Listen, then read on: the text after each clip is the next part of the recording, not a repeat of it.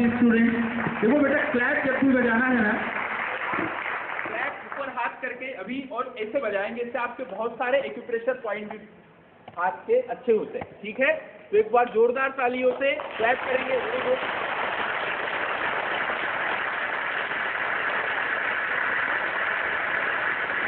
Thank you बेटा। जब भी हम बात करते हैं तो हम लोग बोलते हैं कि हमें अकलवान होना चाहिए, हमारे पास अकल होनी चाहिए।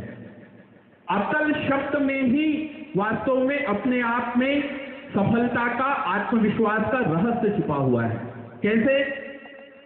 अकल दो शब्दों से मिलकर बना हुआ है, अधन कल। अधन कल यानी जिसमें कल नहीं हो, जिसमें एस्टरडे भी नहीं हो, जिसमें टुमारो भी नहीं हो, उसके पास अकल होती है। यानी जिसमें एस्टरडे नहीं हो, जिसमें टुमारो नहीं हो, यानी जो वर्तमान में जीता हो, जो आज में जीता हो, वो अकलमान। तो हम सबसे पहले आज में जीना सीखे। और आज में जीने की सबसे बड़ी बात यह है बेटा कि आप सबसे पहले अंदर से महसूस करें कि आप देश की सर्वोत्तम शैक्षणिक संस्था में अभी पढ़ रहे हो। आपके सामने एक स्वर्णिम भविष्य है। 9वीं, 10वीं, 11वीं, 12वीं जो समय आपके पास में है, इस आज का आप जितना सदुपयोग करोगे उतना आप आगे बढ़ोगे। कवि ने कहा है कि अपने युग को हीन समझना आत्महीनता होगी। अपने युग को हीन समझना आत्महीनता होगी। सजग रहो, इससे दुर्बलता और दीनता होगी। जिस युग में हम हुए वही तो हमारे लिए बड़ा है। आहा, हमारे आगे कितना कर्म क्षेत्र पड़ा है। आहा, हमारे आगे कितना कर्म क्षेत्र पड़ा है। तो हम वर्तमान में जिए, आज का जो हमारा समय है उसको हम अच्छी प्रकार से बिताने का प्रयास करें। I am Sudhir, smart Sudhir, successful Sudhir. अब मैं जब आपसे बात करूंगा, जब हम चर्चा करेंगे, कुछ आपसे बात करेंगे, तो आपका जो भी नाम का पहला लेटर होगा उससे आप अपने आप को डिफाइन करेंगे जब हम बातें आगे चालू रखेंगे। एक सबसे बड़ी बात, जब मैं यहाँ पे आया बेटा, एक स्टूडेंट से मेरी बात हुई, इनके बेटा क्या प्रॉब्लम है, तो बोले सबसे बड़ी प्रॉब्लम ये होती है कि मुझे परेशानी है, तो परेशानी का हल कैसे निकालूं। परेशानी है तो मैं परेशानी का हल कैसे निकालूं। तो एक चीज हमेशा याद रखो कि if there is a problem, the solution is available inside the problem. यदि कहीं परेशानी है, यदि कहीं समस्या है, तो उस परेशानी का हल उस समस्या के अंदर ही उपस्थित है। जैसे एक तो एग्जाम्पल से आपसे बात करता हूं, महाभारत पढ़ा है, रामायण पढ़ा है। महाभारत में एक चरित्र है, एक कैरेक्टर है, एक महान व्यक्तित्व है जिसको हम कहते हैं भीष्म पितामह। क्या कहते हैं? क्या कहते हैं? भीष्म पितामह। महाभारत का युद्ध जीतने के लिए पांडवों को भीष्म पितामह का वध करना, उनको मारना बहुत जरूरी था, लेकिन किसी में इतना दम नहीं था कि भीष्म पितामह को मार सके। तो यह प्रॉब्लम क्या, यह समस्या क्या? यह समस्या है भीष्म पितामह। क्या समस्या है? जरा दूर से बोलना, क्या समस्या है? फिर इसका हल कैसे निकाले? तो सब कृष्ण भगवान के पास गए, क्योंकि समस्या का हल क्या, प्रॉब्लम का हल क्या। तो कृष्ण ने पूछा समस्या क्या है? उन्होंने कहा समस्या भीष्म पितामह। तो बोले समस्या के अंदर ही हल है। फिर बोले भीष्म पितामह के पास चला जाए और उन्हीं से पूछा जाए कि आपकी मौत कैसी हो सकती है। फिर वो भीष्म पितामह के पास में गए, भीष्म पितामह से पूछा। भीष्म पितामह ने कहा कि मेरे सामने किसी औरत को यदि आप लाएंगे तो मैं महिला पर हाथ नहीं उठाता, तब फिर मुझे कोई मार सकता है। और आगे की कहानी ये है कि फिर अर्जुन ने अपने सामने शिखंडी को खड़ा किया था और फिर भीष्म पितामह का वध हुआ था। कहने का मतलब है कि जो समस्या है, समस्या के अंदर ही उसका हल विद्यमान है। जैसे एक छोटी सी बात, वैज्ञानिक रूप से प्रूफ है। मान लो अभी 19 दिनों पर तरबूज खिलाए, यदि किसी को तरबूज अच्छा नहीं लगे तो समस्या क्या है? तरबूज। तो तरबूज को बेटा बीज के साथ खा लो, कोई समस्या ही नहीं होगी। करके देखना। मान लो संतरे की प्रॉब्लम है कि संतरा ऐसा अच्छा नहीं लगता, तो संतरे को छिलके के साथ खा लो, प्रॉब्लम ही नहीं होती। तो जो समस्या है उस समस्या के अंदर ही उसका हल होता है, और उसका हल समस्या के अंदर ही ढूंढना चाहिए, निकालना चाहिए। फिर एक छोटी सी कहानी से इस बात को बताता हूँ, फिर अपन आगे बात करेंगे। एक बार क्या हुआ बेटा कि एक व्यक्ति ने बड़ी कार खरीदी। ठीक है, कार में कितने पहिए होते हैं? 2 होते हैं, 4 पहिए होते हैं। अब वो एक दिन कार को चलाते चलाते ले गया, नई कार थी, एक नदी के किनारे कार को खड़ी की, कार पंचर हो गई। ठीक है, कार पंचर हुई तो कार में स्टेपनी होती है, उसने स्टेपनी निकाली, वो जो कार का पहिया पंचर हो गया था उसको निकाला।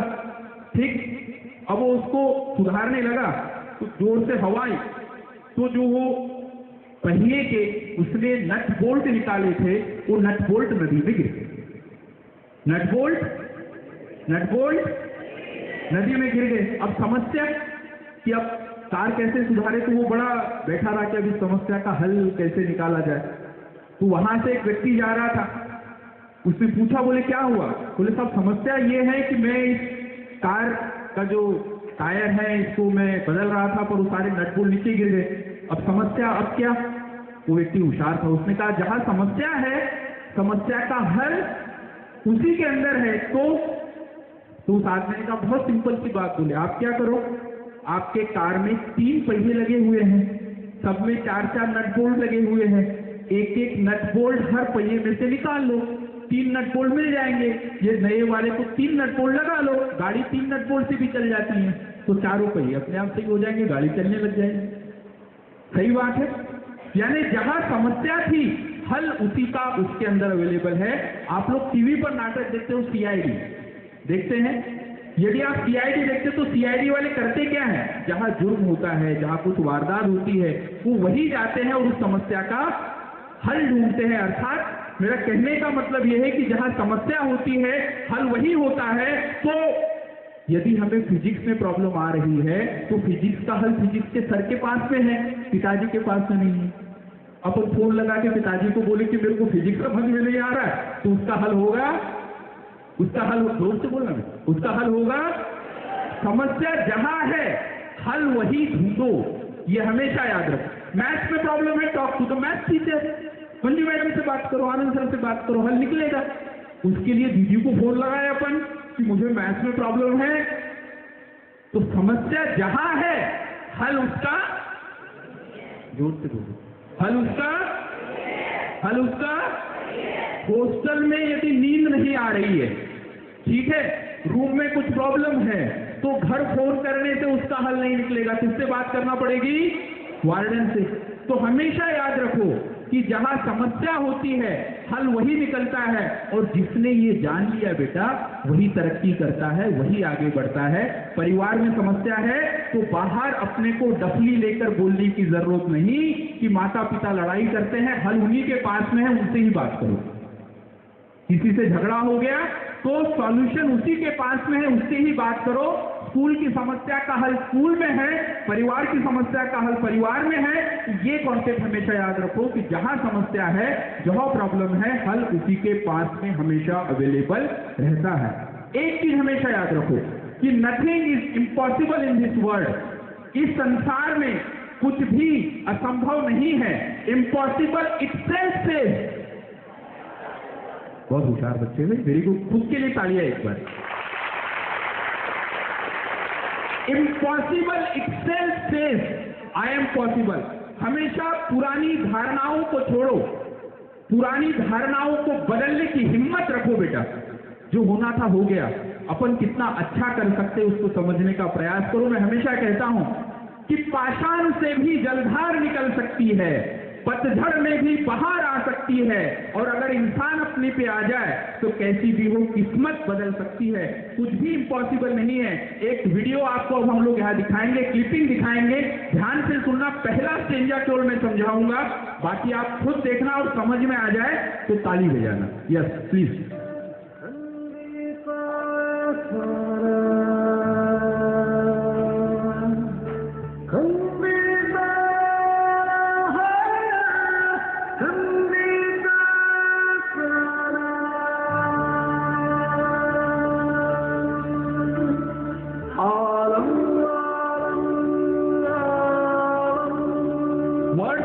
से एवरीथिंग, केवल शब्द ही बोलते हैं ऐसा हम मानते थे, लेकिन ये बिना शब्दों के बोला।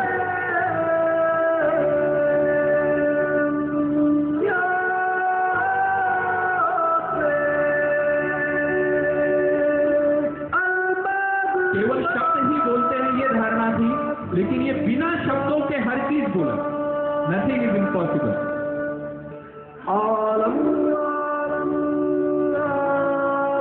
आगे का कुछ समझ लो, देखिए।